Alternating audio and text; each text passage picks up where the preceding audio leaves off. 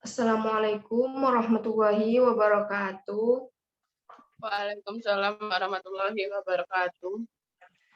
Alhamdulillahirabbil alamin wassalatu wassalamu ala asyrofil anbiya'i wal mursalin wa ala alihi washabihi ajmain. Alhamdulillah kita telah diberi kesehatan untuk bisa melaksanakan kuliah online melalui Zoom. Dan di sini kami dari kelompok 3 ingin mempresentasikan hasil makalah kami. Sebelum mempresentasikan, perkenalkan saya Mardiana sebagai moderator dan rekan saya Nur Alia Rahmadini sebagai pemateri. Baiklah, langsung saja materinya di-share Kak Salma.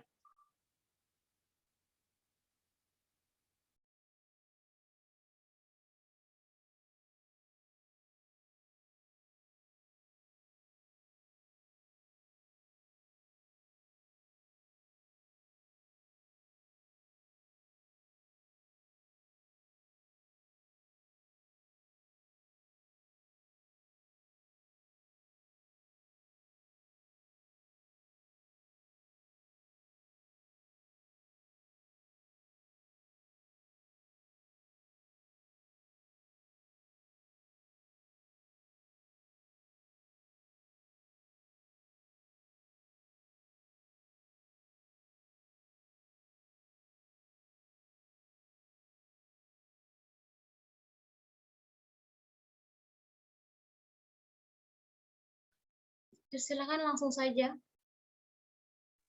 Baik, langsung saja saya Nur Alia Rahmadini akan membaca materi ini. Dengan judul faktor-faktor berkebutuhan khusus.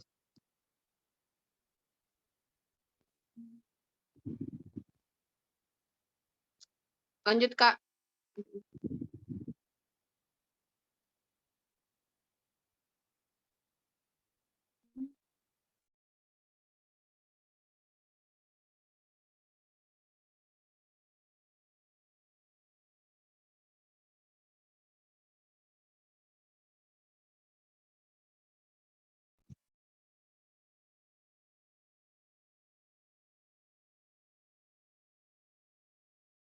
Langsung Dini, sudah tuh.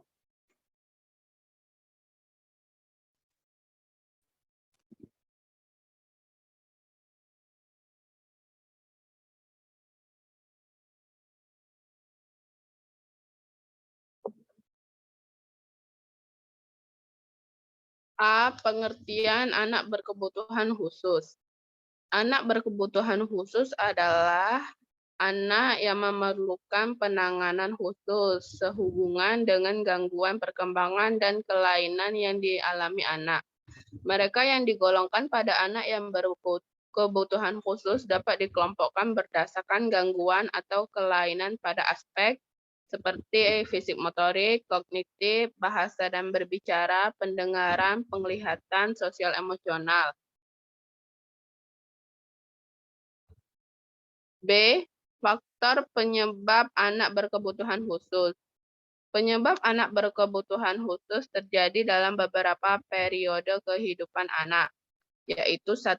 Sebelum kelahiran. Penyebab yang terjadi sebelum proses kelahiran dalam ini berarti ketika anak dalam kandungan. Terkadang tidak disadari oleh ibu hamil. Faktor-faktor tersebut antara lain gangguan genetik, infeksi kehamilan, usia ibu hamil, keracunan saat hamil, pengguguran, lahir prematur. 2. Selama proses kelahiran. Setiap ibu berharap mengalami proses melahirkan yang normal dan lancar. Berikut akan dibahas beberapa proses kelahiran yang dapat menyebabkan anak berkebutuhan khusus, antara lain 1. Proses kelahiran lama, prematur, kekurangan oksigen.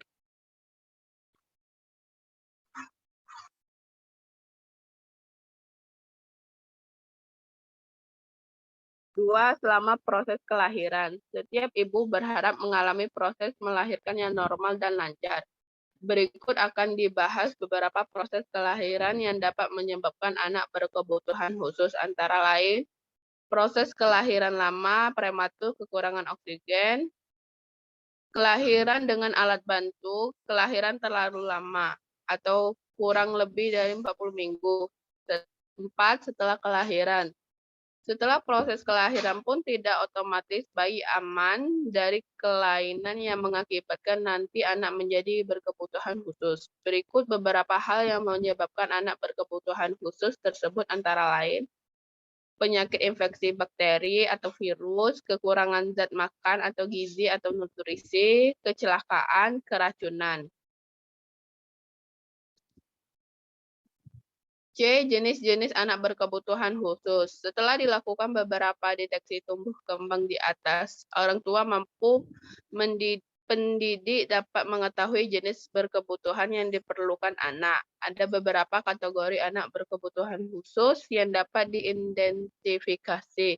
Adapun jenis kategori tersebut antara lain anak dengan gangguan penglihatan atau tunanetra, anak dengan gangguan pendengaran atau tunarungu, anak retardasi mental atau tunagrahita, anak dengan kelainan fisik atau tunadaksa, anak dengan hambatan berbicara dan bahasa, anak kesulitan belajar, anak dengan gangguan spektrum autis. Mungkin hanya itu saja materi yang dapat saya sampaikan. Saya kembalikan ke moderator. Baik, terima kasih Saudari Dini telah membacakan materinya. Kepada teman-teman yang ingin bertanya, saya persilahkan untuk 3 pertanyaan.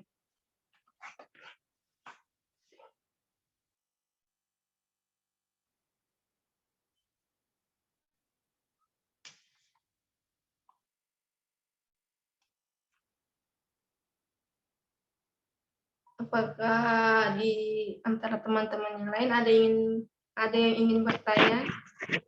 Saya Baiklah, persilahkan. bertanya Saudari Mardiana. Ya, Perkenalkan sebelumnya, nama saya Nurul Kerma Fitri, kelompok berapa gitu? Di sini saya akan bertanya, kelompok berapa gitu?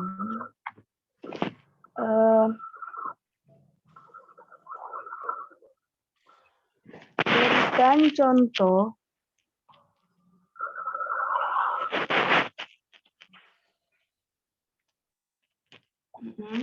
dari prinsip perkembangan fisik motorik. Berikan contoh dari prinsip perkembangan fisik motorik anak usia dini. usia dini. Mungkin hanya itu, sekian. Baik, siapa lagi yang ingin bertanya?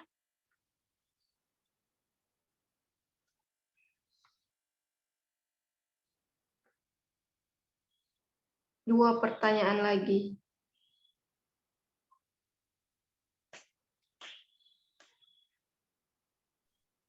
Saya moderator. Ya, dipersilakan Kak Selma. Baiklah, langsung saja. Saya Salma Hasriani. Di sini saya ingin bertanya, yaitu apa yang harus dilakukan agar anak yang berkebutuhan khusus tidak tertinggal akan pendidikannya. Apa yang harus dilakukan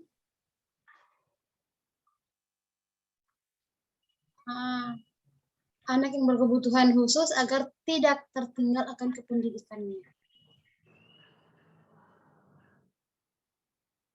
Bagaimana? Apakah sudah jelas? Tertinggal pendidikannya. Iya. Oke.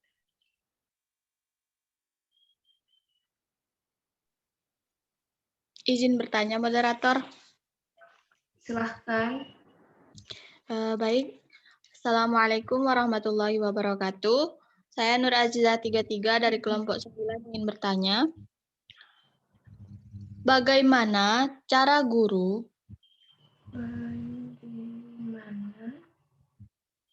Bagaimana cara guru menangani ABK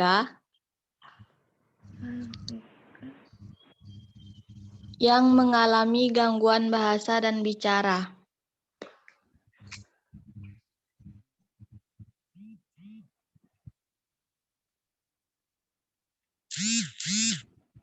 Apakah pertanyaan saya sudah jelas, moderator? Ya, baiklah, karena sudah ada 3 pertanyaan, di sini saya akan mengulangi pertanyaan dari teman-teman. Yang pertama dari Nurullah, berikan contoh dari prinsip perkembangan fisik motorik anak usia dini. Yang kedua dari Kak Salma, apa yang harus dilakukan agar anak berkebutuhan khusus tidak tertinggal dalam pendidikan? Yang ketiga dari Nur Aziza 33, bagaimana cara guru menangani ABK yang mengalami gangguan bahasa dan bicara?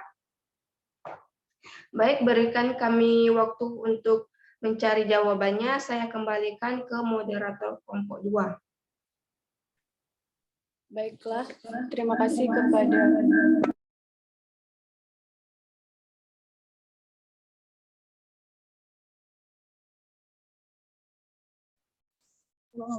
Baiklah, terima kasih kepada moderator kelompok 3. Jelas nggak suaranya? Kedengaran nggak suaranya? Dengar. Baiklah, Assalamualaikum warahmatullahi wabarakatuh. Waalaikumsalam warahmatullahi wabarakatuh. Kami dari kelompok 2 akan mempresentasikan hasil makalah kami yang berjudul Anak yang berkelainan atau abnormal, yang akan disampaikan oleh Kak Salma. Kepada Kak Salma kami persilahkan.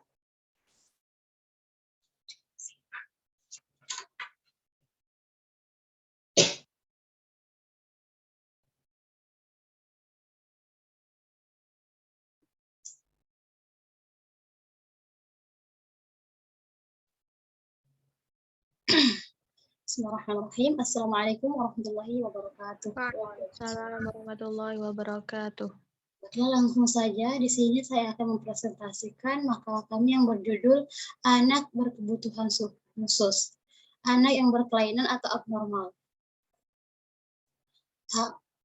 Pengertian anak yang berkelainan atau abnormal. 1. Medis, modal medis.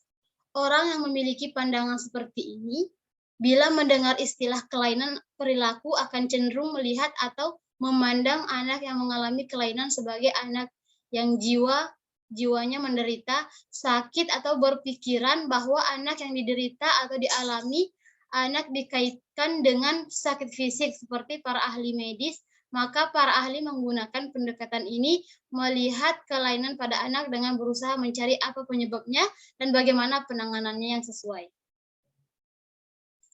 Penyimpangan dari rata-rata. Istilah abnormal secara harfiah berarti terpisah atau berbeda dari yang normal. Model ini mencoba melihat bahwa perilaku atau perasaan yang berbeda dari rata-rata adalah sesuatu yang abnormal. Dengan kata lain, penentuan tidak dilakukan pada saat pertama kali bertemu. Pandangan ini mengatakan bahwa seorang yang dikatakan abnormal, bila ia berbeda dari rata-rata, ini berarti berlaku juga bagi orang-orang yang berbeda dari rata-rata ke arah sebaliknya. Misalnya, omongan orang-orang yang intelijensi superior juga menyimpang simpang baku dari tingkat intelijensi rata-rata, tetapi ke arah berlawanan dari keterbelakangan mental, yaitu ke arah atas, yang juga menyimpang dari rata-rata. Apakah kita akan menyebut mereka juga sebagai abnormal? 3. Penyimpangan dari yang ideal. Salah satu pilihan dari model statistik untuk menentukan abnormalitas adalah penyimpangan dari yang ideal. Pendekatan ini tidak melihat abnormalitas sebagai seberapa menyimpang dari rata-rata atau seberapa sehat seseorang. namun mencoba menentukan kepribadian ideal yang sehat dan menentukan bahwa penyimpangan dari hal ideal yang telah ditentukan inilah yang disebut sebagai abnormal. Faktor yang mempengaruhi anak-anak yang berkelainan atau abnormal. Setiap anak di belahan bumi ini tidak peduli bagaimana perbedaan yang muncul berkaitan dengan warna kulit, jenis kelamin, besar fisik mereka, temperamen yang ada. Tidak peduli apa terdapat variasi dalam kemampuan mereka dan masih banyak lagi perbedaan yang dapat terjadi. Namun, mereka semua memiliki kebutuhan yang sama, yaitu kebutuhan untuk dicintai, dihargai, dilindungi, dan diperhatikan. Faktor-faktor yang mempengaruhi perkembangan mereka. 1. Cetak biru biologis, 2. Genetik lingkungan, 3. Perbedaan gender, 4. Intelijensi, terakhir status sosial ekonomi dan fungsi keluarga. Penanganan medis dalam kaitan dengan penanganan medis, maka penting bagi orang tua untuk mengetahui dengan jelas apa efek samping dari obat yang akan diberikan kepada anak. Yang kedua, terapi bermain. Terapi bermain adalah suatu bentuk psikoterapi yang digunakan bagi anak-anak lebih kecil untuk mengatasi keterbatasan verbal mereka. Terapi perilaku. Terapi perilaku tidak pernah digunakan sebagai pendekatan tunggal yang digunakan untuk melakukan intervensi pada anak dan keluarga. Terapi keluarga, dalam terapi ini semua anggota keluarga yang terkait, bukan hanya anak, bertemu sama-sama dengan terapis dengan tujuan memecahkan masalah mereka. Fisioterapi bagi anak-anak dengan kelainan yang memerlukan perbaikan fungsi anggota tubuh seperti anak yang mengalami keterlambatan bicara atau cara berjalan yang kurang tepat, maka mereka perlu dirujuk pada terapis untuk memperbaiki kemampuan mereka. Mungkin hanya itu yang dapat saya sampaikan. Saya kembalikan kepada moderator. Baiklah, mungkin itulah materi yang kami sampaikan. Mungkin dari teman-teman yang ingin bertanya, 3 penanya kami persilakan. Izin bertanya, moderator. Moderator. Saya persilakan kepada Saudari Melati. Baiklah, Assalamualaikum warahmatullahi wabarakatuh. Waalaikumsalam. Saya Melati Oktaviana dari kelompok 1. Ingin bertanya, apakah setiap anak yang sakit